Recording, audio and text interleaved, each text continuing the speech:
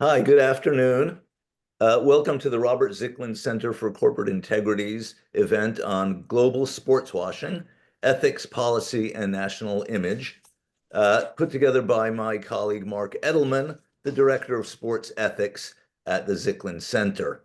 I think this will be a really important discussion for those of us who are both sports fans and who care about human rights. And it really raises a lot of issues, both regarding the world of entertainment that I believe sports is, but also its impact on much more important issues.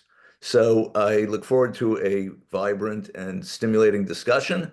Uh, Please welcome in your own way. You can use the app on Zoom or clap in the old-fashioned way. My colleague, please welcome my colleague Marc Edelman. Good afternoon, and thank you for joining us here at the Zicklin Center today. We have two panels per year on issues related to sports and ethics.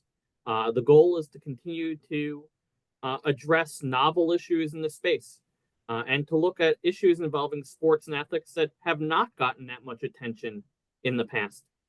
So today I bring to you a panel on sports washing. We're going to discuss what is sports washing. What are some of the classic examples of sports washing? Might sports washing mean something far broader than what we've ever thought of before? Is sports washing per se bad? Who's doing it and why? And today I'm absolutely honored to have four professors, all of whom teach in the area of law and are leading scholars in the area of sports. So from Brooklyn Law School, also with an affiliation at NYU, we have Jodi Balsam joining us today. And Jodi, thank you for being here. From the University of Baltimore, we have the former Associate Dean and full professor at their law school, Dionne Koller, who's making our second appearance with us. And Dionne, we're absolutely delighted to have you. From not too far uptown from us, a second New York participant, we have Professor Marc Conrad coming to us from Fordham University in the Gabelli School of Business. Professor Conrad actually began his career for a year teaching here at Baruch. And last, but certainly not least, we have a four-timer on this panel. In my regular co-author, Professor John Holden, who's been generous enough to join us once again. Last time John was with us, he was at Oklahoma State University. He's now joined the faculty of Indiana University with their undefeated football team this season. So thank you for being here as well. And just to start, whenever you see one of these new terms thrown around, and you have all of these washing terms that are emerging, whitewashing, greenwashing, pinkwashing, sports washing, they're thrown out and they don't necessarily mean the same things to all people. And sometimes they might mean nothing at all. But Dionne, let me start with you, and just in the most conventional way, when people talk about sports washing, what is really meant in a general sense by that term? So, Marc, first of all, thank you for having me here. I think this is a great topic, and it's great to educate people about this. So, where we are now in terms of a working definition of sport washing is, first of all, based on our understanding of sport and its role in the world geopolitically. So sport has long been used, it's long been documented as a nation branding and diplomacy tool. It's been used for a very long time in that way.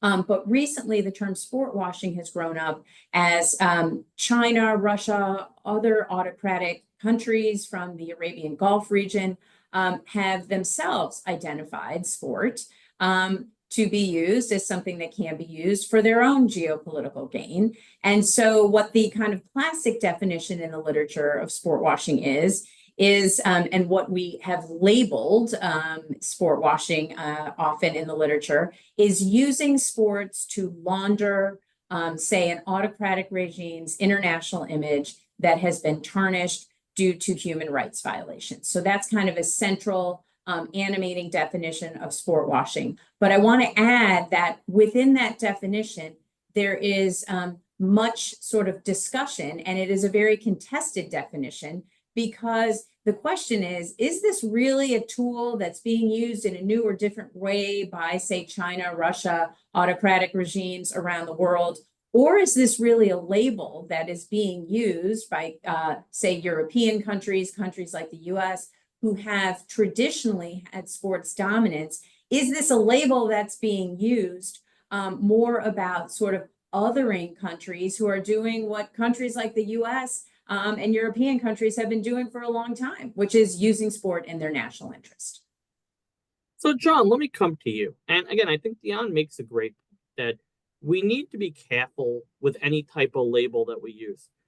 At the same time, if we didn't use the word sports washing, I wouldn't be able to express to you guys what the general theme of the panel was going to be about, and we wouldn't have attendance.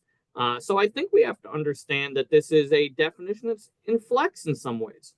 But John, from the way that Dionne explained sports washing, and let's accept that for the moment as a working definition, is this a new thing that began with Saudi Arabia and China? Sure. So first, Mark, thank you to you, David, Matt, Rocky, for putting this on and inviting me. When we're talking about sport washing, we're definitely not talking about something new. If you look back, and certainly our recollection of this is probably not as clear as it could be, but if you look back to ancient Greece and those early Olympic competitions that were happening, a lot of that was done as a way for showcasing cities to people and demonstrating the strength of the Greek society. So really, this idea of using sport to portray an image of something and use it to promote sport over sort of the other things happening in society has been going on for thousands of years. I think a lot of people, when we think of the modern origins of sport washing, think about the 1936 Olympics in Berlin and the way that the Nazis used the Olympics as a way to portray what was happening as something other than what was actually taking place. They used the Olympics as this global platform, and to the people in Germany, the Olympics were sold as this way of demonstrating Nazi strength to people there. After World War II, and we have the Cold War, we saw the Soviet Union use sports as a way of demonstrating to both their own people and people abroad the strength of communism. And they did this by investing heavily in athletes in international competitions as well as domestic competitions. And one of the things that we saw during this era of, the 50s through the 90s were these international exchanges where, I think a lot of people think of the Garry Kasparov chess matches where the Soviet Union would go up against the Americans in these highly publicized events. And this was really a propaganda tool of the Soviet Union. And I know we're going to talk a little bit about how the US has used that, and that's certainly something that's happened as well. When we're looking more recently, post-Cold War, we see that China is doing similar things and using the Olympics as a way to demonstrate to the world an image that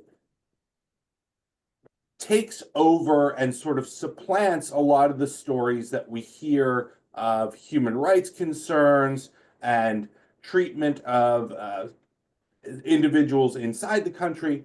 But one of the other things that we see happening with sport washing is the use of sport to distract from internal issues as well. And so, when we look at China, we see the use of sport as a way of portraying an image that does things like hiding large-scale unemployment amongst youth.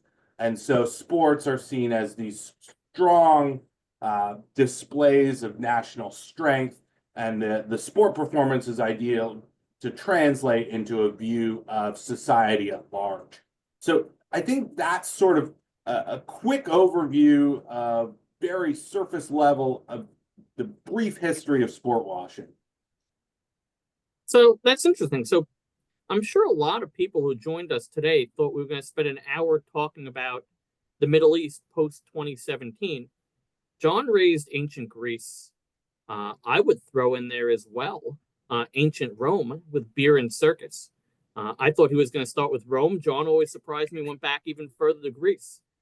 China's almost already been referenced. I had written a piece, Sports Washing with Chinese Characteristics, Germany, the former Soviet Union. Jodi, let me come to you for a bit and get maybe to what people expected to hear. I mean, one of the things that's so much fun about being a sports law professor is we get to put on different hats. And I know you've also been a commentator for the Golf Channel. And that's created a unique situation for you because you've followed the rise of live golf and the live versus PGA issues, and now that maybe live and PGA together. What was live golf all about?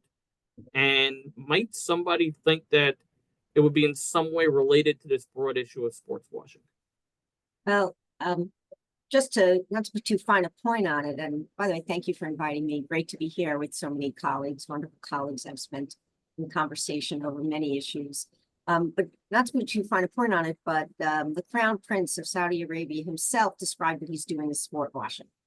So to the extent we're all debating the term and whether it's appropriate, one of the so-called perpetrators of it has adopted the term.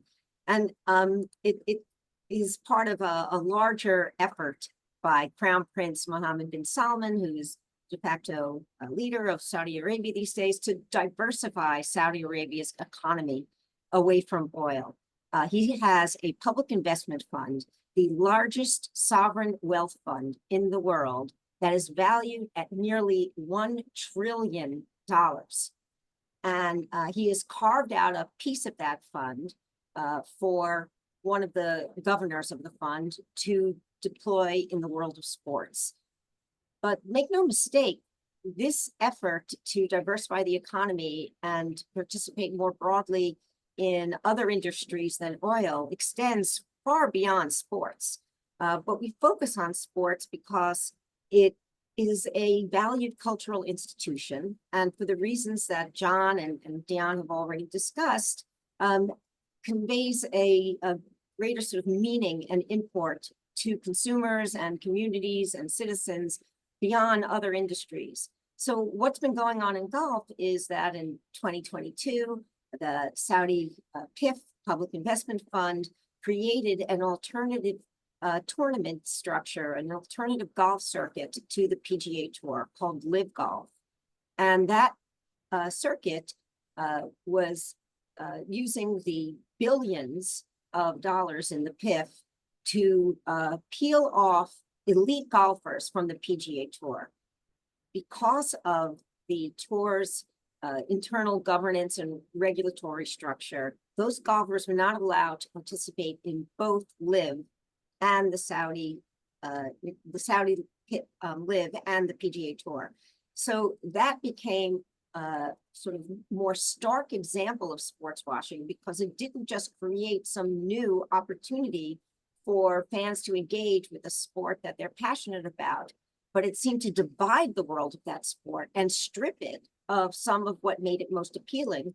In the case of golf, collecting all of the most elite golfers in a circuit of golf tournaments in which they regularly compete against each other. So now that world, that sport was fractured to the extent that it even brought the attention of regulators in the United States.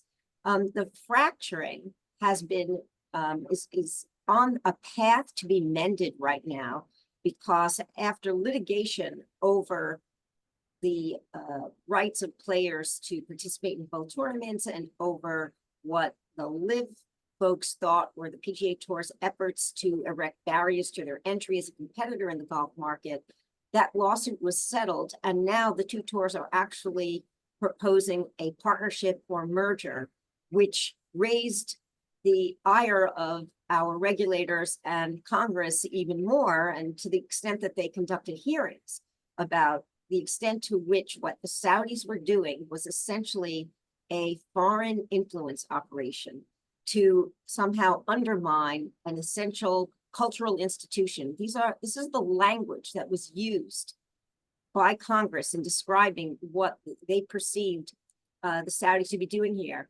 And in the thick of all of that controversy, as I mentioned, the Crown Prince, Mohammed bin Salman, MBS, as he's colloquially known, actually came out and said, and I'm quoting from his statement in a Fox News interview, if sports washing is going to increase my GDP, gross domestic product, by way of, say, 1%, then I will continue doing sport washing. I don't care. 1% growth of GDP from sport, and I'm aiming for another 1.5%. Call it whatever you want. We're going there. So this is a major project of the Saudi regime right now. And whatever you call it, it's something that the international sports community is going to have to deal with. What, of course, you're most concerned about is how will it change the games themselves? Why would we even care where the money is coming from? As long as the games stay at the authentic, accessible, open, fair state that we believe them to be. And that's the concern of how is Saudi influence going to change the games? Thank you, Jodi. And in the second half hour, I'm probably going to come back to you and talk more particularly about the first thing you said, or that you raised twice, about the Saudi Crown Prince using the term sports washing. In the next half hour, we might come back and talk about, is sports washing even a term with negative connotation? Before we get there, Mark, I want to come to you for a bit. Like many of us as professors, we have the opportunity to teach from time to time in different countries. So those of you who know me here from Baruch know that I've spent some time in China. Mark, you've spent some time in a very different place. Why don't you tell everyone a little about your experience in Qatar and what you see going on with sports and the government in Qatar? Well, thank you, Mark. Thank you for having me, and it was my pleasure. I was invited to Qatar by an American institution that has a school in Qatar. That was Northwestern University. It has a school of communications in an area called Education City in Doha, the capital of Qatar. And there are 4 other institutions that are there as well, with different kinds of schools. But I went to Qatar 3 times. I just want to disclose I did not get any compensation from the government. I didn't get any issues about having my work or content pre-screened. So I had, I think, as a fairly open forum when I lectured there and spoke there. I spent time going through the country. The country is about the size of Connecticut. So unlike Saudi Arabia, it's a pretty small place. And it invested rather heavily in trying to get the World Cup. And indeed, the bidding process, which is something we haven't discussed yet, really was controversial, arguably flawed. There were allegations of money being passed to the executive board of FIFA. And the country that bid against Qatar for this World Cup was the United States. And USA Soccer sent Bill Clinton to hobnob with folks at FIFA for the vote. And yet Qatar won with no history of hosting major events, no major soccer history. And of course, many here were just shocked at the result. But the Qataris took this as a way to show themselves to the world, because the world really knows of Qatar as the place where you have a lot of natural gas deposits. They wanted to change that. They also had a position paper like the Saudis did about diversifying their economy and diversifying their country, and wished to use the World Cup as the starting point, or a starting point, to do that. So indeed, when I got there, this is what I found. A number of the facilities were being constructed. They were on or ahead of schedule. The amount of money that you see in a country like that is absolutely astounding. We talk about wealth in New York. We talk about wealth in California. Folks, I can tell you it doesn't compare. Every citizen gets a sum of money from the government. Many citizens do not have to work. The labor force is almost entirely of foreign workers, whether you are in the hotels, construction, you name it. They're the ones doing the work. It also is incredibly hot in Qatar. I was there my first time in August, and trust me, when it gets to 108 degrees, it is pretty hot, and you will sunburn like in maybe 2 minutes. So you wondered why they would even bid on an event that is normally held in the summer, but the power they had was to move the event later on in the year, which angered a lot of people, fans and players too. But they really got a really green light, from FIFA, and their goal was to really put Qatar on the map and show what Qatar could do, and possibly host future events. I was at a luncheon where some people actually talked about Qatar hosting the Olympics. I couldn't believe it. I nearly dropped my drink. I said, how could a small place even do it? But you really saw that kind of drive. You saw the kind of money. You saw the kinds of public works, constantly redoing roads, buildings. Qatar built like a $30 billion subway system that probably will not be used very much by its citizenry, maybe by its workers. So you had a lot of this outflow from the bid. A lot of foreign contractors were there. And the fact of the matter is, despite all the issues of human rights, gay rights, women's rights, the event was very successful. In terms of revenue, it was the top World Cup thus far.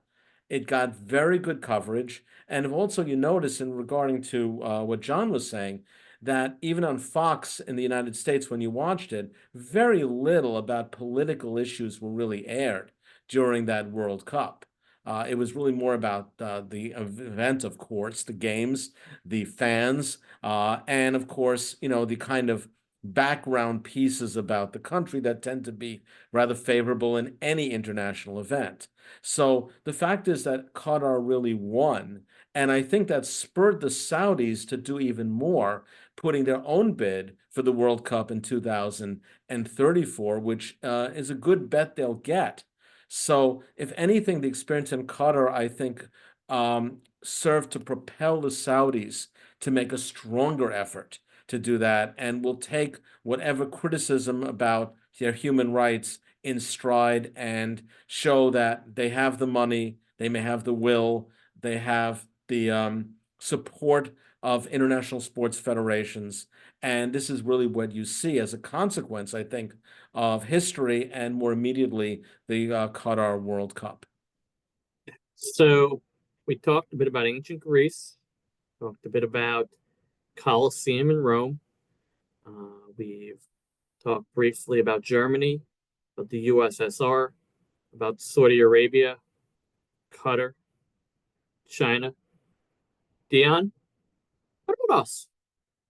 Does America do this too, the way you look at sports washing? Yeah, I think there are great arguments that the U.S. does do its own version of sports washing, and I want to go back to something that Jodi said, because I think it's really, really important. The reason why sport washing is a contested term is not that it's a thing. It's a thing. Using sport in a nation's geopolitical interest is a thing. It's well documented. Sportive nationalism has been well documented for decades and decades and decades. And the Saudis saying we're absolutely doing it is they're owning it and saying, yeah, we use sport for these ends. The United States doesn't like to admit that we use sport in that way too. And I think one of the reasons why the term is so contested is that scholars have pointed out, and I think it's a really good point, which is, sport is a universal experience. These are made up games, and European countries and the United States have traditionally had a hold on elite international sport. And as countries are now, like Saudi Arabia, China, emerging, really getting in the game and wanting to sort of be a player as well, now we see the US and European countries crying sports washing, right? And so the term itself to sort of other and say these are not authentic sports experiences, but the pure form of sport is in the US and European countries. That's where the sort of contested part of this is coming. But you have to remember, in order to, I think, appreciate what the US is doing with sport washing, as I would argue, you have to remember sport is socially constructed. It is not some sort of pure thing. I think we see in a lot of court opinions in the US, sport is on higher ground, it's on a higher level. Well, no, it's not. It reflects and perpetuates the same systems of power as anything else in our society. And so in democratic countries and rule of law countries, what I think you can see is the law being used to wash sports practices that can be problematic. And of course, we have some great examples in the United States. In youth sport, which I look at a lot, all 50 states have youth sports concussion statutes. These statutes have been studied. They are not effective in preventing any kind of concussions. They don't even try to. What they are effective in doing is supporting an assumption of the risk defense for people who sponsor collision sports like football, and making sure that there won't be liability. So we use law in a lot of ways to sort of cover up problematic sports practices. Youth sport is one example. Of course, Mark, something you're very familiar with is how law for decades sort of covered up what you could call exploitation of college athletes by venerating this notion of amateurism, which the Supreme Court now says has a slippery, if non-existent definition. So our sport washing, the way we use sport and what we're covering up when we do it, looks a little bit different in the United States, but I think there's an argument and many, many more examples that we use sport in different ways for our interests, just like any other country does. John, let me come to you next, because you've been looking at sports washing, including in the United States, from the standpoint of the stadium and how the stadium experience itself might lend itself to a promotion of ideology. Want to talk a little bit about that? Yeah, so when we look at stadium construction in particular, what we see is billion-dollar projects that are often funded with public money, or when they're publicly owned, they're then leased out to private entities, sports teams, to use these facilities at very low cost typically. The sales job that states and cities typically do with these things is that this is economic benefit. I mean, you can search virtually every academic article looking for the economic benefit of sports stadiums, and you will find nothing. Is there some social benefit to having sports stadiums? I think absolutely. I think most of us can agree that we all like sports. I like going to sporting events. I think it's fun, even though I see that there are problems with how we fund stadiums. And so this is one of the ways that the governments are able to distract. They fund stadiums. It's something shiny. It's bright. I always think of the Simpsons episode where Homer gets distracted by the dog with the poofy tail. And this is very much what stadium construction is. It's like, look at this bright, shiny new thing that we've provided to you. Oh, we're going to tell you it's going to provide a lot of economic benefits. No, you can't see the studies on that. And it's one of these things where not only does the local government benefit from this thing, but when the government gives these subsidies, that's arguably pulling money away from other causes that they could be using it on. They often portray this as something that the government will recoup through tax dollars or visitor spend. But when you look at a city, say Las Vegas, for example, which is undergoing a stadium construction boom these days, people are going to Vegas already. The hotel capacity is already exceptionally high. Are they going to fill even more rooms because they have a baseball team? That's not likely. And I think the other thing to consider with stadium construction is not only do they provide governments the ability to engage in sports washing, but through sponsorships, companies are also able to use stadiums. And we've seen this. I mean, certainly we've seen a number of stadium names come down, perhaps Enron Field in Houston, the most famous of which, where companies use stadiums to draw an association with sport, that thing that we all enjoy, that thing that we all like, and try and reflect back that positive image on themselves through it. Excellent. So thank you, John. I think leading from what you're saying, and Dionne, I'm going to come back to you for a moment because I know we're losing you at 1:10.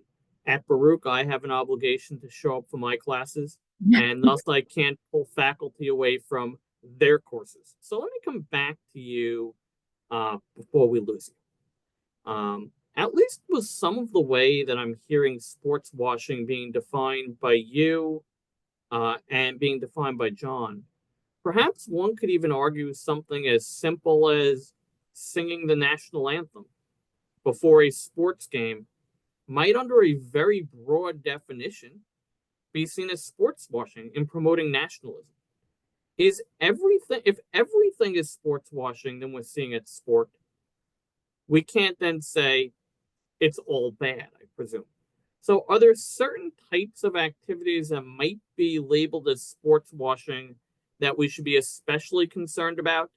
And there are others that we might think meet the definition and perhaps more innocuous, or should we be lumping this all together?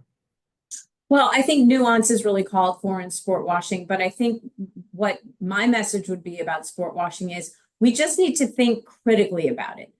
We shouldn't immediately jump to the conclusion that when other regimes are doing it, it is sport washing. And when we use sport in our national interest, like paid patriotism and, those types of issues, that's an authentic, pure sport experience. When the Saudis do it, it's wrong, right? So when we use sport washing to immediately other societies who are engaging in sport for self-interested reasons, I think we should not be doing that.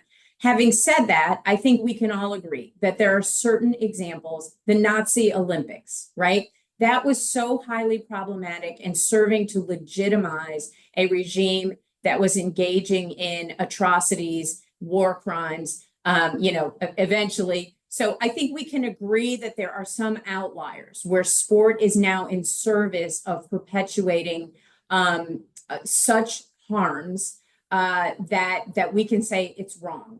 On the other hand, if the Saudis want to have a golf league, I think that's a closer question, which is, okay, it maybe doesn't look like how we do it, but they want to be a player too. And so I think we just have to have some humility. In the United States and Europe, where that was sort of the center of elite sports, to say just because other regimes are getting in the game doesn't mean that it's necessarily always sport washing. We have a homelessness crisis in LA. We are going to host an Olympics there. We are going to cover that up. So we need to pay attention to our dirty laundry as well and ask what values we're perpetuating. Singing the national anthem can be a benign show of goodwill and civic pride. So I think, its nuance is really the name of the game, and the humility to say we're not the only ones running authentic sport experiences. Mark, if I could jump in here. I was going to come to you. I was going to ask you to jump in. Go ahead. I just want to make sure that I'm not taking a position here that Dionne doesn't have a chance to respond to, or at least be aware of, since she has to jump off ahead of time. But I have to say, I'm all for humility, but there's more than a difference in degree between what European nations or the US do in terms of sport washing and what Saudi Arabia or China or Russia do. It's more than a difference of degree. It's autocratic nations trying to associate themselves with the norms of sport. Those norms are fairness, access, meritocracy, participation, playing by the rules, norms that are very fairly and far more accurately associated with democratic rule of law nations, right? So there is, to me, no comparison between having a World Cup or Olympics take place in the United States, admitting to all the social injustice and problems we have as a nation, and Saudi Arabia trying to associate themselves with international sport when, for example, half the population doesn't enjoy basic human rights, women, when there are all sorts of gross abuses and inequities across the entire society, where there is no such thing as a rule of law. And I'll give you Exhibit A from when the Saudis were in litigation that they instituted in US courts against the PGA Tour. It's pretty clear to most observers that one of the main reasons why that litigation settled without, by the way, the Saudis extracting a single penny from the defendants they sued is because they did not want to be subject to US courts' discovery, jurisdiction, and rule of law. They were concerned that there were rulings coming down which would have subjected them to our deposition process, our document production process, and they were themselves, the Saudi actors, subject to Saudi law, which basically has zero transparency as to government operations. And the Saudi officials who would have had to appear for those depositions and deliver those documents could have been subject to imprisonment in their home country for up to 20 years. And in some cases, even the death sentence under Saudi secrecy laws, had they participated in the way that US courts would have demanded. And that's one of the main reasons that lawsuit went away. So to me, yes, all nations use sports to pacify their populations to some degree or another. But this is not a difference of degree. This is a difference in what goes to the heart of these regimes and what they're trying to do with sport. Jodi, if I could just follow up with you a little bit further. Do we think that the sports industry should have a higher standard or a higher bar for taking foreign direct investment from a different country than any other business should have? And let me just ask this maybe a little bit differently or a little bit more fair way. Given what we've said about Saudi Arabia, should there be a higher bar on a U.S. professional sports league taking direct investment from Saudi Arabia than should be, say, a U.S. bank or a U.S. insurance company? So I very much want to answer that question, but I know Dionne has to run in a minute. So I want to give her a chance if she has anything to say to my prior comment. Yeah, I think I don't disagree with you, Jodi. I'm not looking to go live in these autocratic regimes where civil rights aren't a thing or aren't a recognized thing. And so I don't want my comments to be taken as I hate the United States of America and am equating our form of governance with other nations. What I am trying to say, though, is that sport washing is a tool, and I think this has been pretty well documented in the literature. Sport washing has been a tool by U.S. and European states to sort of say this is definitely wrong and not look at our own house. And I think my comments are a little more modest, which is I'm not saying that what Saudi Arabia does to its citizens or how they do it, or that they don't want to be in a rule of law country or subject themselves to discovery. I'm not saying that's okay, but I am saying that sometimes our use of sport can be a little more hidden, and the types of injustices that get perpetuated in a rule of law country like the US can be a little more hidden. And most importantly, those injustices can be dressed up and given the imprimatur of law, amateurism, youth sports, concussions, and the like. So I don't equate it, Jodi. I think we agree on more than we disagree on, but I do think it's important to have the conversation, and to have in the conversation the idea that we can use sport too, and we can cover things up too. And so while we're looking outside the US for injustices related to sport that sport might be covering up, we should also be looking inside as well. But thank you for giving me a chance to respond. And I do have to jump off and go to class, and I really appreciate being a part of this. Thanks. Thank you, Dionne. Thank you. Jodi, or anyone who wants to jump in. I mean, in a theoretical world, the administration of outgoing President Biden, or in the forward looking, the administration of future President Donald Trump could cut off U.S. access to direct investment from Saudi Arabia or any other country that on a national level we deem we should not be doing business with. And maybe that will happen. But to the extent that that does not happen, does the sports industry have a higher ethical duty in any which way in accepting investment from companies affiliated or directly being some of these regimes than we would expect of a different industry? So I want to get back to that question because I'm certainly not advocating for there to be more regulation, more public regulation of sport.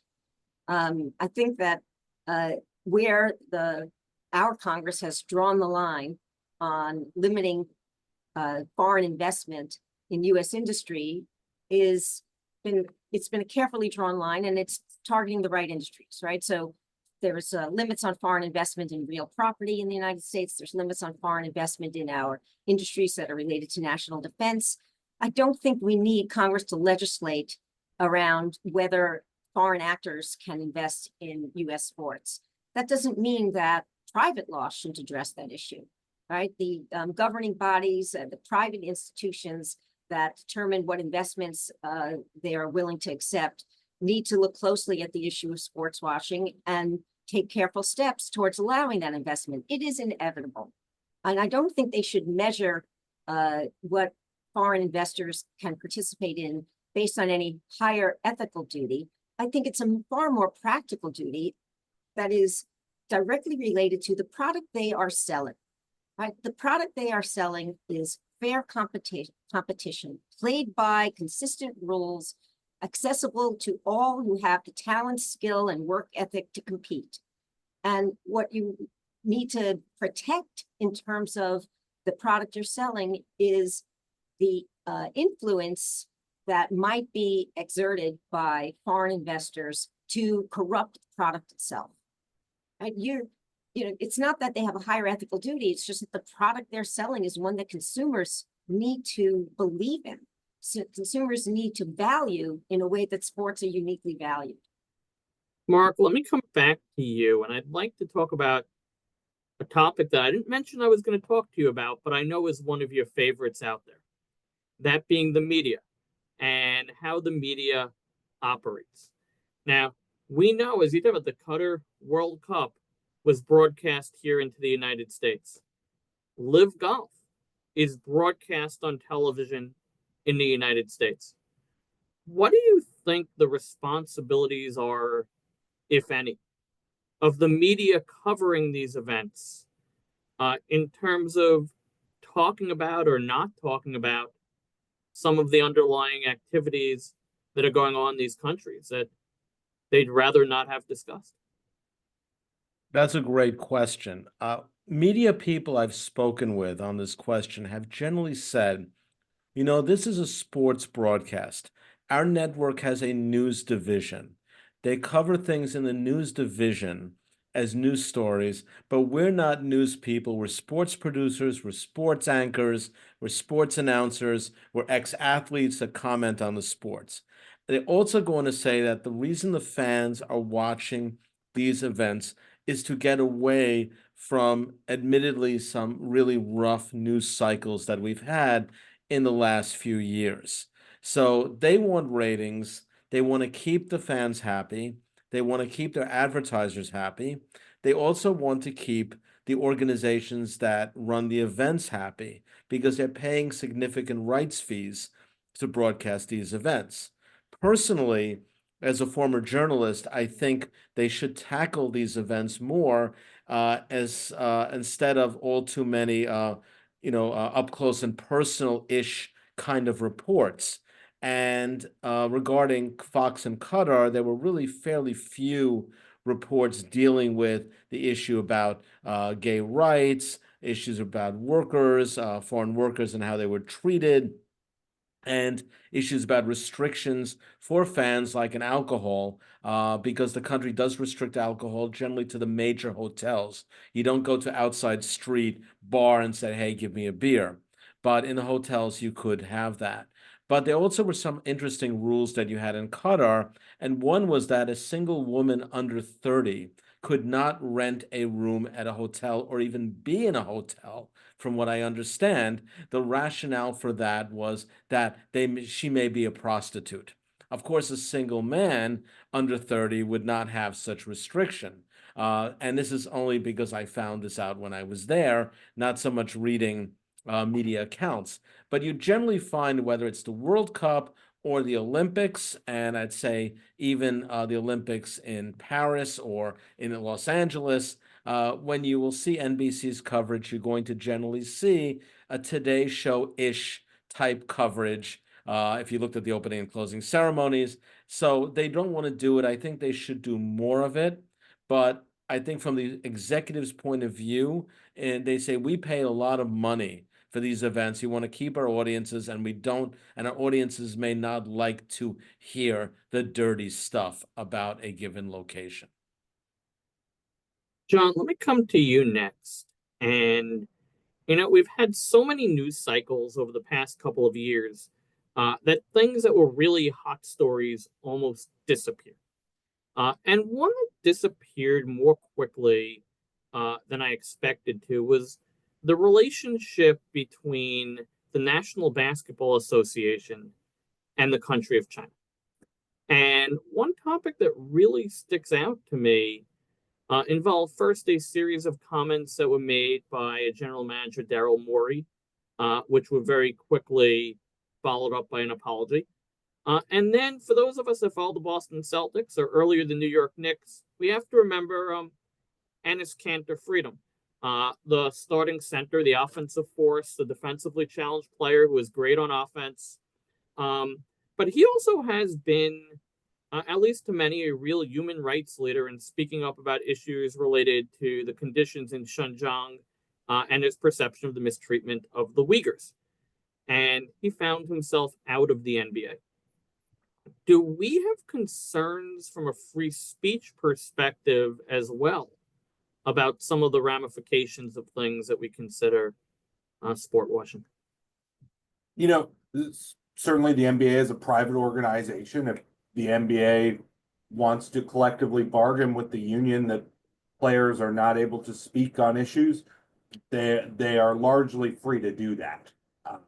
And one of the interesting things about the Daryl Morey comments was LeBron James's response to that. And just as a little bit more context, the comments were made in regards to protests in Hong Kong. And Daryl Morey's tweet voiced support for the protesters. And Adam Silver's response was kind of sitting on the fence, if you will. LeBron James came out, said something to the effect of Daryl Morey doesn't understand what he's talking about. And so, this is one of these things where as sport becomes global, and American sport becomes global, and the NBA in particular has tried to gain a footprint in China. And one of the things that they're trying to do is build their brand in China. And when you are dealing with a government like the Chinese government, having highly public figures like Daryl Morey come out and voice support for a group protesting against you is not something that they took kindly. And there were threats to ban the NBA. It seems largely, like you said, this issue just very quietly and rather quickly dissipated from coverage. And, I think one of the things to watch as we now get some of the lists of nominees for executive branch roles was Marco Rubio was amongst a group of senators who wrote a letter criticizing the NBA's response to Morey, and it sounds like he will be nominated for Secretary of State. So, this is one of these things where the sports leagues are attempting to balance their commercial interests against the rights of their players to voice concerns on a number of issues. What the NBA sort of walked into was it was picking which issues that the league effectively supported, because it was allowing speech on certain things, whereas we saw sort of a backlash, and the league itself sort of sat on the fence. But the impression given was that the league wanted to keep its interests in China, and in doing so would not support Daryl Morey speaking out. So I'd like to ask another question. I'm going to ask it to all three of the panelists who are still with us. When I was an undergraduate, I studied at the University of Pennsylvania. And one of my professors was the late Thomas Dunphy, who passed away way too young. And he was the author of this concept of integrative social contract theory. And the notion was there are certain global hypernorms that all societies should be required to follow because they're just so evident and endemic in society for society to be ethical places. And he said, outside of those global hypernorms, we need to give a lot of free space for individual countries to have their own local norms. And the way that you operate in America under America's local values might necessarily be different from the way the values should be treated in other countries. So my question for each of you, and John, I'm going to start with you, is with this broad topic of sports washing, leaving aside our, and it's hard to do, our intrinsic American values, but trying to look on a global standpoint, are there certain things that we could say no country should do, no business should partner with? What are the things that on a global level just seem to be so problematic when done between countries in sport that we want to say on a worldwide level, these should be nevers? You know, I think one of the outlets that did cover what was happening in Qatar was Vice, and they ran this undercover documentary before the World Cup, and they actually went into some of the stadium construction and were reporting on the conditions that the workers building the stadiums were under. And it was reported that the construction managers were holding on to passports. People were dying building these stadiums. You know, if that isn't the line where we say that is too far, we are not going to accept this, I don't know what is, Mark. I think, that's a little bit of a concern. And, I think there is very much an attitude that, well, we don't want to interfere with what happens in another country. But, I think workers dying constructing stadiums so that we can have the World Cup is something that we should all be concerned of, and we shouldn't be hosting World Cups places where that's happening. And I think just to add to what John said, the issues of workers in building sports facilities beyond Qatar, we've seen that in some of what we consider to be first world countries as well. When I've been lucky enough to have my U.S. Fulbright in Australia last year, there was an incredible piece of artwork which was in the National Museum in Canberra, Australia, which was drawn by an Indigenous member of that population, depicting the use and harm to Indigenous labor in constructing their stadium. Mark, let me turn to you next, and I definitely want to give Jodi the chance for the last word after you speak before we move to questions. So, Mark, are there any things, or what do you consider to be things that should be global? To what John said, I mean, he drew a line at construction workers, but I think the other lines are pretty obvious. I mean, you don't want to do, engage in business with a country where if one of your athletes is traveling with trace amounts of marijuana, they could be incarcerated for 8 months and not afford a due process. Look at Brittany Griner. Or do you want to be in bed with a country like Saudi Arabia, where they made it very clear that the golf commentators in the US who were gay and wanted to bring their partners when they went on a trip to report in Saudi Arabia were not welcome? So I think there are lots of easy lines to be drawn here. Could I Mark? just add a few things? And I will just give not a defense, but the Qatari government has said, by the way, the policy for any worker going to Qatar at the time was you surrendered your passport. It was not just construction workers. And that is done apparently in other countries in the Middle East and has been criticized for some time. When that report came out that John was referring to, the Qatari government did sort of, quote, ease some of the requirements, make better working conditions, so they said. So there was maybe arguably some improvement. I just would say that just as a matter of, what I'd heard in Qatar. I don't know firsthand, so I'll just Mark, if I could keep it jump up. in just with a question, because I want everyone to understand. Okay. When you went to Qatar, Hmm. did you have to turn over your passport? No. Continue. Exactly. So no, I did not. And I think I would generally concur with Jodi. I think there are going to be some issues that one has to take a stand on. I think a sub issue is not so much governments or the federations, but what about athletes themselves? And the WTA event hasn't come up yet, but the WTA championships are going to be held in Saudi Arabia. This is the Women's Tennis Association. And they protested their events in China because of what happened to one of their players, but have been rather quiet about Saudi Arabia. But the fact of the matter is, even though Coco Gauff said, yeah, I had reservations about going here, but the prices or the money paid was a lot of money. And there are a number of sports organizations that don't have a lot of money and find it very, very tempting. And a lot of athletes as well. I mean, there are a number of US athletes that do play basketball abroad. And do you just say, well, you're taking the chance to do that?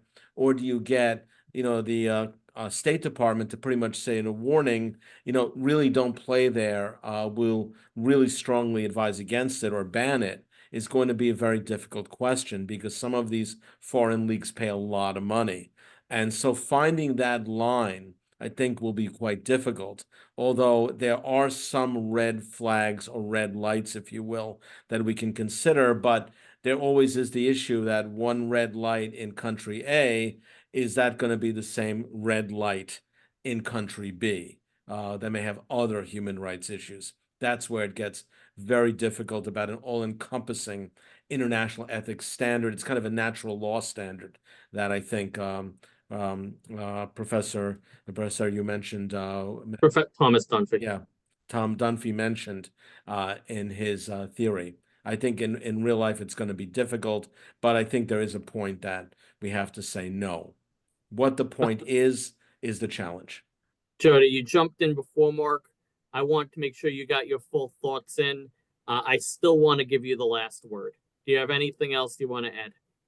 Well, we're going to talk a little bit about the bread and circuses effect, and acknowledge that what's going on here is not limited to soft power in the international sports scene, in using sports washing as a sort of foreign influence operation, but also using the development of sport domestically as a way to appease public discontent or distract from what government's real goals or motives are doing.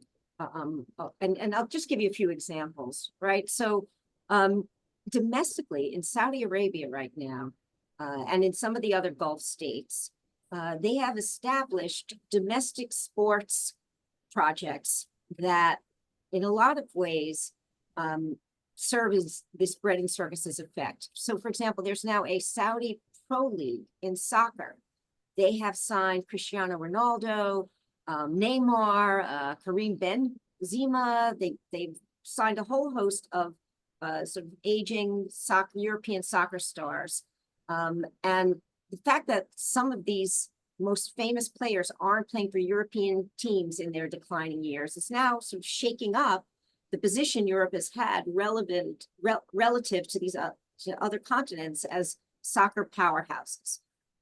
You also have in Dubai a newly created 14 baseball league that just held its first draft that included all sorts of Major League Baseball retired legends.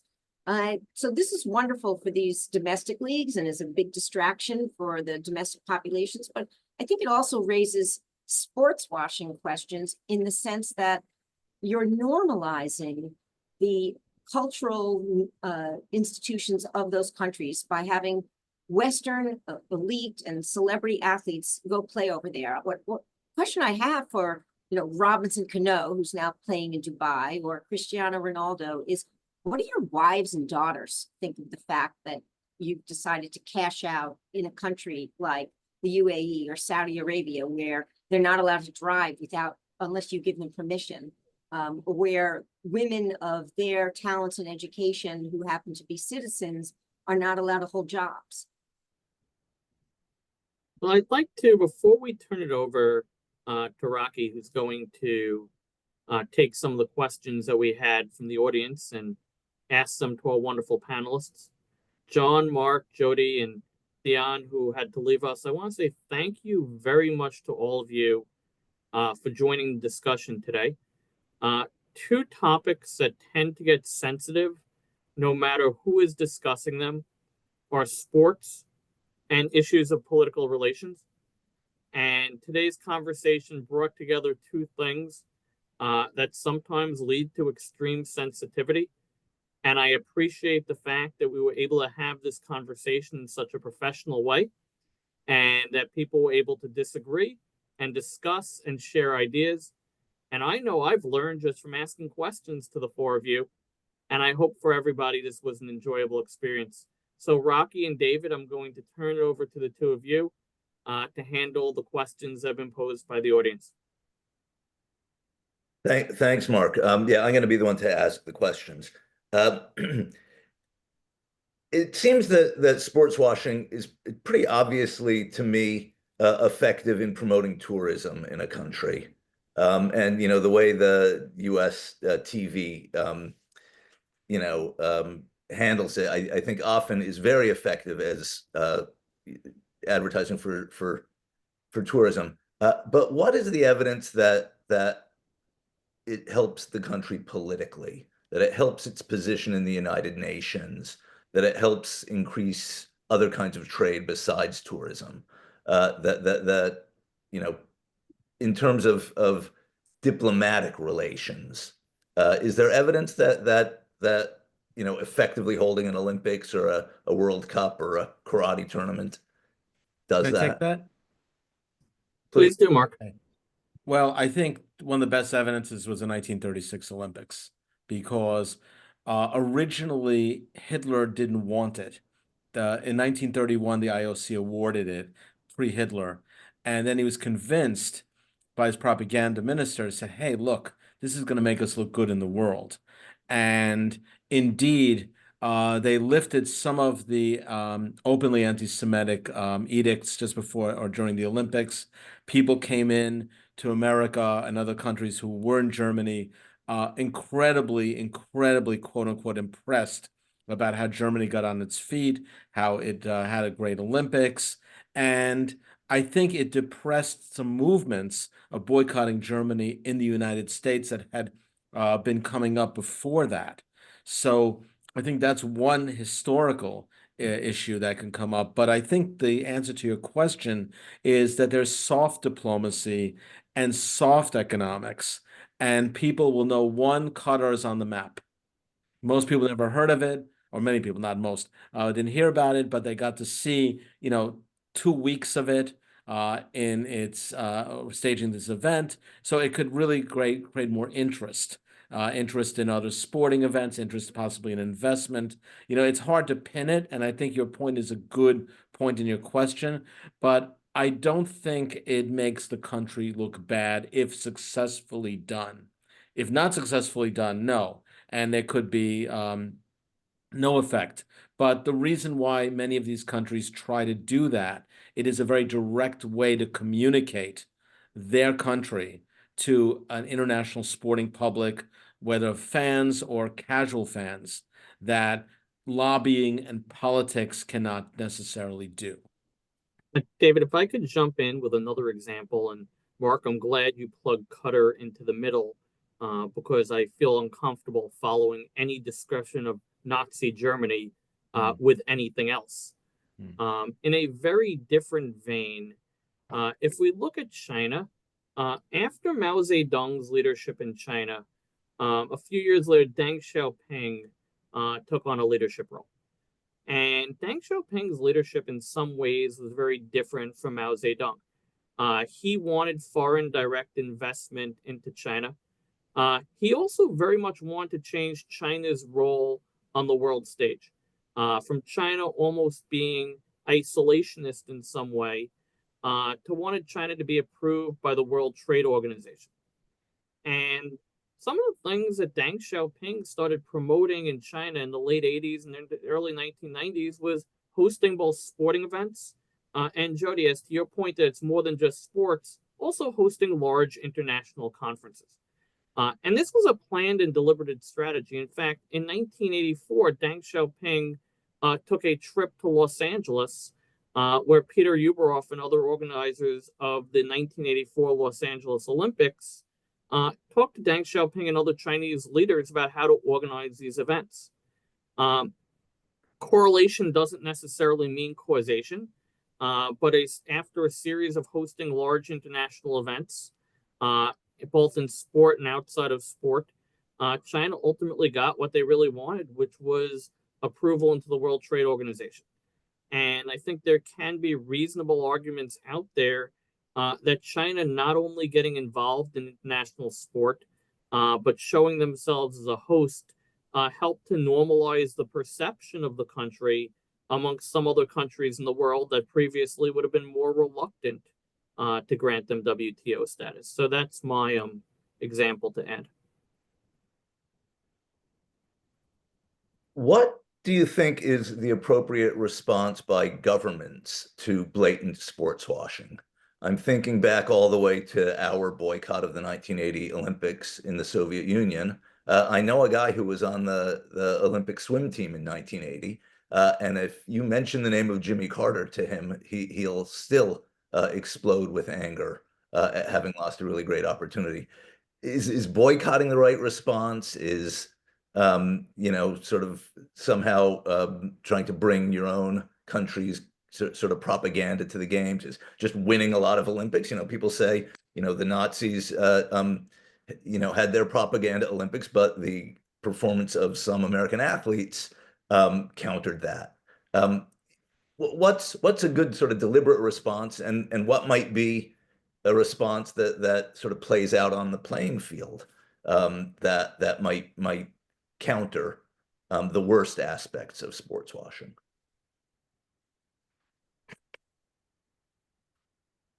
Now I might jump in here and just say that, one of the things that we accomplish through global sport is moderating some of the worst impulses, practices, and norms of autocratic nations, right? And to give MBS some credit for what he's trying to do in Saudi Arabia, I mean, that's part of his project as well, is that we don't want to isolate countries that seem to be moving in a moderate direction by punishing them through exclusion and losing the opportunity that global sport provides to continue that that project of moderation. That said, I think that there are situations where you can and should draw lines. And I mean, the reason for the 1980 boycott of the Olympics was Russian aggression. The reason that the Russians were not participating under their country's flag in the last few Olympics is Russian aggression, and it should be called out and punished.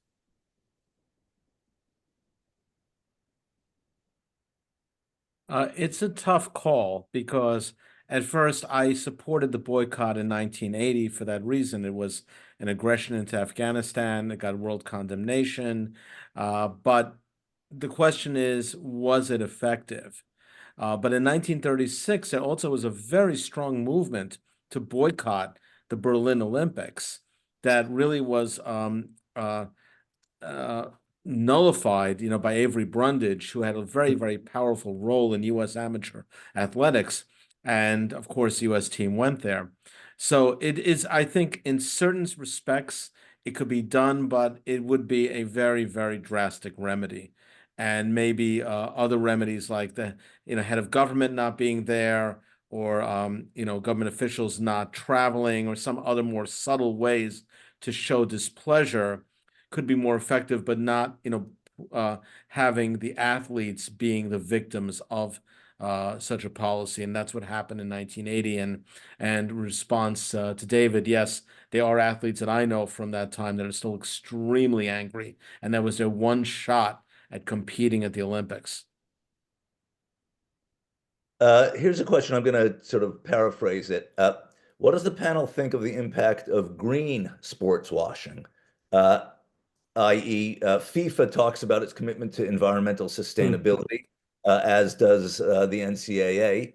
And, FIFA continues to have tournaments with the teams coming, from all over the world. The NCAA is breaking up the regional conferences, so that West Coast teams are flying the East Coast rather than, the traditional just down the road rivalries, which I cherish from my own sports fanhood, especially of college sports.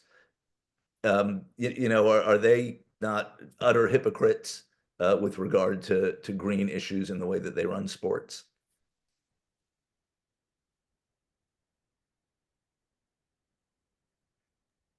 I think this is kind of one of these issues with the washings generally, in that this is a thing where the washing is used as a way of sort of glossing over these other things that are happening. And greenwashing is probably one of the most studied examples of the washing phenomenon, if you will. We're going to call it that.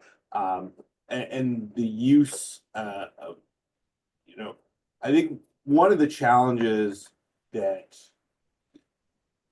comes out is, well, is what's happening, is the green programs that are being run, yes, they could be doing more. Should we stop them from doing the green programs that they're doing and the good that is being done? And I think, when we're looking at the greenwashing in particular, I think a lot of people would say, well, they should be doing more, but they shouldn't necessarily stop what they're doing just because, certainly, we should be cutting down on air travel if we want to reduce carbon emissions in the NCAA.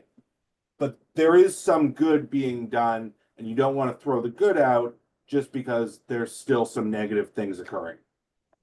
I agree with John very much. I've been speaking at more European conferences where they throw around certain terms of washing consistently. You see it with greenwashing. They continuously turn to one country in the world which has a bad record on certain things, and then a wonderful historic record on women's rights. And they keep on talking about everything that's done well in women's rights and LGBT rights, and they call it pink washing. And they want to call it pink washing because they don't want to acknowledge that this country has historically done certain things well. And I think as human beings, we have to recognize when we talk about countries and we talk about businesses that sometimes they might do certain things well, and sometimes they might do certain things wrong. But if something is being done that's good for the environment, at the end of the day, I think it's fair to say, well, they're doing certain things well. And if certain things are being done that are done well for women's rights, or gender minority rights, I think we could say they're good on certain issues. And I know I'm the one that used the term sports washing for the sake of this presentation to describe a wide range of activity. But I'm also concerned that if we become too skeptical of everything that every country is doing and that every business is doing, we might be washing away the positive attributes of certain things. And that's what makes this topic so tough from my perspective. I do think that sometimes, getting back to sort of the example of Jackie Robinson, I'm sorry, Jesse Owens, um, Mhm. uh, Jackie Robinson's brother was a medalist at the Berlin Olympics, and that Mhm. my confusion. Uh, that what happens on the field does something to present a country in a positive light. I'm thinking of like France's World Cup teams winning the World Cup in 1998, and again in 2020 with a very diverse, racially and ethnically diverse Mhm. teams, which were embraced by the country as heroes in a way that might have surprised people outside. It, th- th- can we, sort of hope that the competition on the field does enough, and I'm so skeptical of this idea that like sports brings people together, because it so often doesn't. But there is sort of an exuberance when a team does well, and if it's a racially diverse team, that's great. Uh, that does counteract this and possibly make some of us less cynical about the whole issue.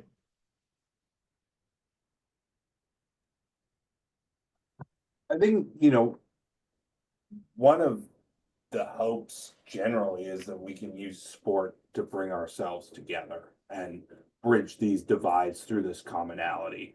And this is one of these things that, you know, we've always struggled with finding common ground between different groups. And so sport is used in this way. The measurable effect of it, I'm not sure exactly how to do that or if it's been done.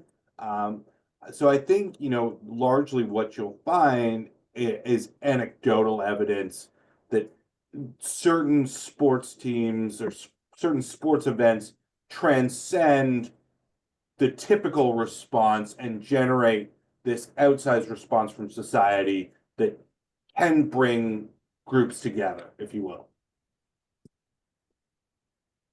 I think that that concept also is overrated.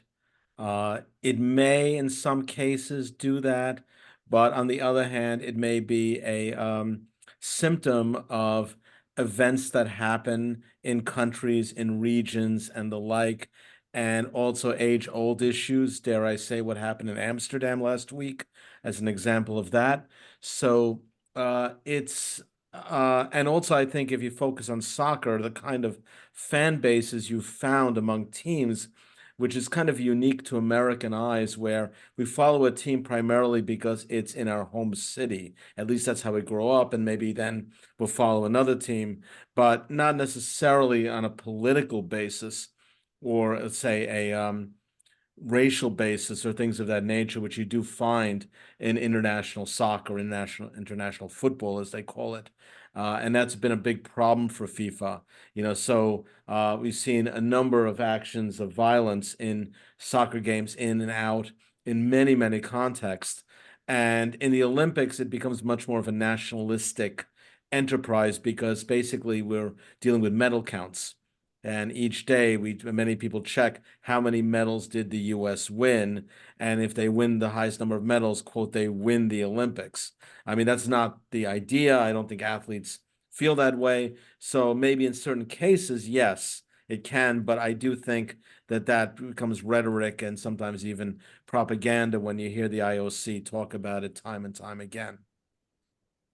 You raise an issue which I think could be a great thing to talk about at a future event, which is the political affiliation or the association of politics with sports teams abroad. And I'll give you an example. My Mhm. son was recently in Vienna, and I looked at the schedule and I said, "Hey, Rapid Vienna has a Europa Cup game. That's one of the teams there." And so he asked his friend who was hosting him if they could go to that game. And he said, "I'm not going to Rapid Vienna. That's the fascist team." And his team is Austria Vienna, which actually has Jewish roots and is sort of supported by left-wing sports fans. And that is something that we don't have in the United States. Mhm. And that is sort of not as relevant here because it's not national teams. But I think that's fascinating. and we see it play out in soccer around the world, and I think in other sports too. I have a couple of others. Let me just see. I had a message that was yeah, this is maybe sort of a good way to sum it all up.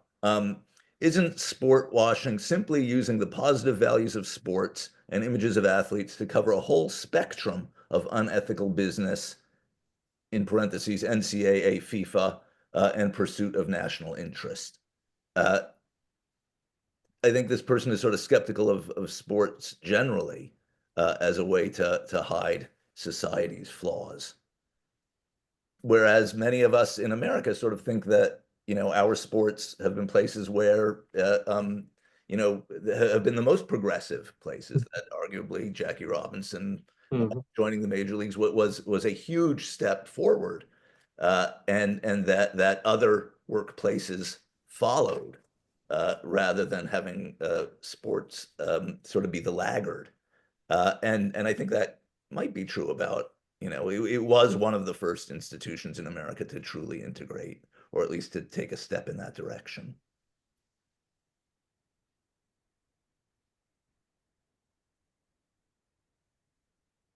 So I guess if anyone would just like to respond to the sort of most cynical take on this issue. Well, sports is a business. It's an entertainment business. It's a business that makes money. Money is one of the prime drivers in so many ways. And does money talk more or louder than other kinds of goals that are more noble? Does the sport industry engage in certain hypocrisy because of the almighty dollar or the almighty euro?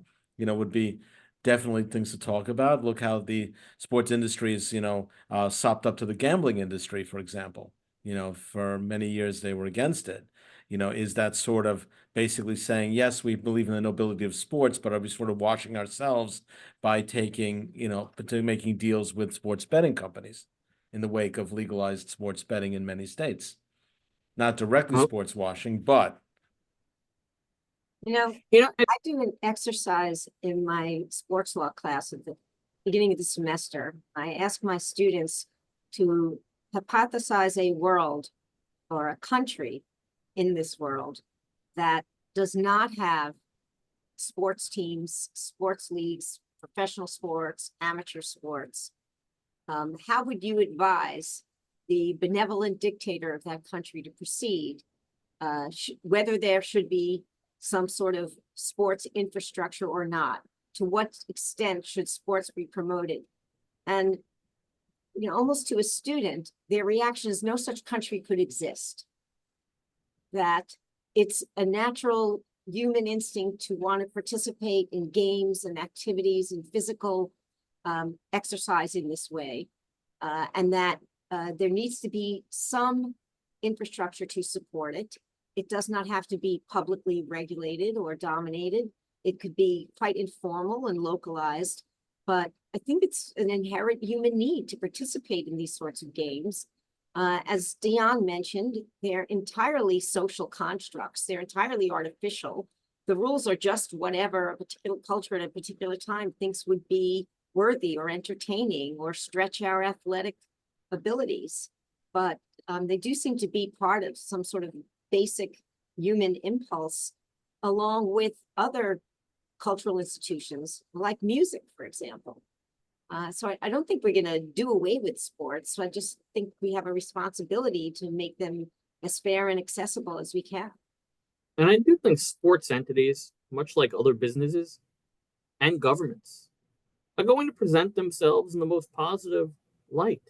I mean, even coming back to David saying there was a premise of one of your questions involving Major League Baseball and Jackie Robinson. If we want to be very historically accurate, Jackie Robinson was not the first Black Major League Baseball player. There were Black players who played in the precursor to Major League Baseball in the 1890s. Moses Fleetwood Walker among them. Impressive. Until Cap Anson, a Major League Baseball player, pushed the league very hard to rid the game of black players. Now, you know this, David. I'm incredibly impressed you're the name of the player. Most Americans wouldn't. Nor would we realize that in 1941, Bill Veeck had attempted to buy the Philadelphia Phillies and staff the team with African-American players, and the commissioner at the time said no. Nor do we think about that in both Puerto Rico and in Mexico. As early as the 1930s, we had athletes of different ethnicities playing baseball against one another. So, I mean, I think it's true for nations, sports leagues, for businesses, that sometimes they want to fashion things in the best possible light. And even if we look at what the Major League Baseball is doing with their own Hall of Fame, I'm pretty sure they're not out there acknowledging that in the 1890s, there were black men who were playing against white men in baseball in this country until Cap Anson and a few others sought to end it. And I'm sure we're not going to get any nation come out there and say what we're doing is terrible. Going back to where Jodi began, the Saudi government acknowledges that they engage in behaviors that are sports washing. They don't deny the term. Perhaps they just think they're looking at themselves and looking at the behaviors in the best possible light. And I guess that's where the challenge goes of separating behaviors that are within the scope of what any entity or any country would do from those that are somehow beyond the pale and need to be halted. All right, I think I think that will be a good place to end, as we have gone 5 minutes over our planned allotted time. Thank you guys all very much. I could ask another 10 or 12 questions and get my brain racing in a number of different directions. I will continue to enjoy my sports viewing the most escapist way I can, but I will occasionally be brought back to reality by the issues that were raised today. So thank you so much for your wisdom and insight, and thank you, Marc, for as always bringing in really excellent people from all over the place to enlighten participants in the events of the Robert Zicklin Center for Corporate Integrity. Thanks, Mark. Thanks to the center. Thank you so much. Thanks for having me.